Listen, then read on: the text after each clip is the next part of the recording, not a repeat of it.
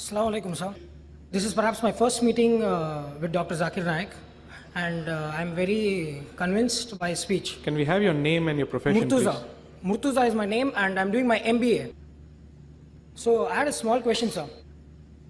You have told me that Allah Pak knows that what each of us are going to do, what each of us are going to do next, why this world has been created, and where we lead to.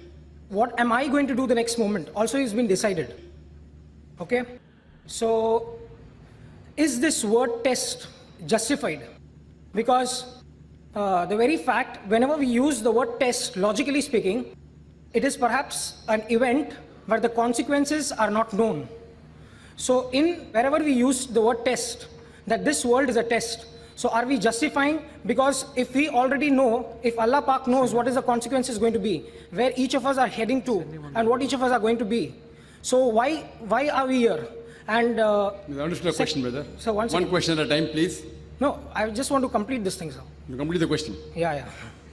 And already given a short if speech. you are the scientist, and if you have an experiment, and you know what is the consequences going to be, so why the experiment, and why do you want to do it? Brother Murtaza asked a question that when a test takes place, the consequence is not known. If the consequence is known, where is the test? If a scientist does the experiment, he doesn't know the result. If he knows the result, then what's the test? Very good. No one is testing Allah. Allah knows the consequences, but Allah is not undergoing the test. We are undergoing the test. And you and I don't know the consequence. I don't know my consequence. I don't know I'm going to go to Jannah. If I had known I was going to go to Jannah, I wouldn't have come all the way to Madras. I traveled throughout the world. I sweat it out. I don't know. My Jannah is not secured. If my Jannah was secured, then why would I left my medical profession and flocked out here and this? I don't know. I'm not sure I'm going to go to Jannah. I'm asking for the grace of Allah subhanahu wa ta'ala. Be merciful, put me in Jannah. I pray to Allah subhanahu wa ta'ala. I cannot say, oh, I'm a great guy, I'll go to Jannah. The consequences is not known to the person who undergoes the test. You do not know whether you go to hell or heaven, I don't know. But Allah knows. And you may have missed out the point in my lecture that when the teacher takes the examination, many a time the teacher knows the consequences. Teacher knows this student is going to come out first. Teacher knows he's going to fail. So do you mean to say I will not sit for the examination? The test is yours. The test is not for the teacher.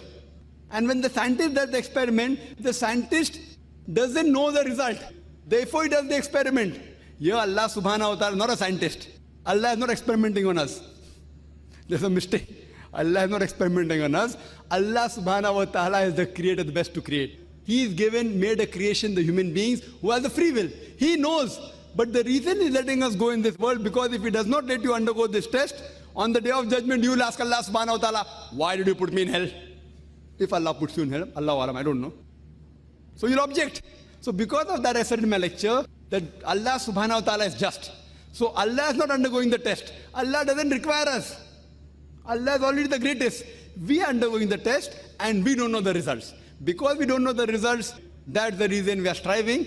And we pray to Allah subhanahu wa ta'ala, may He grant us mercy, may He forgive us, and may He put us in Jannah. Ameen.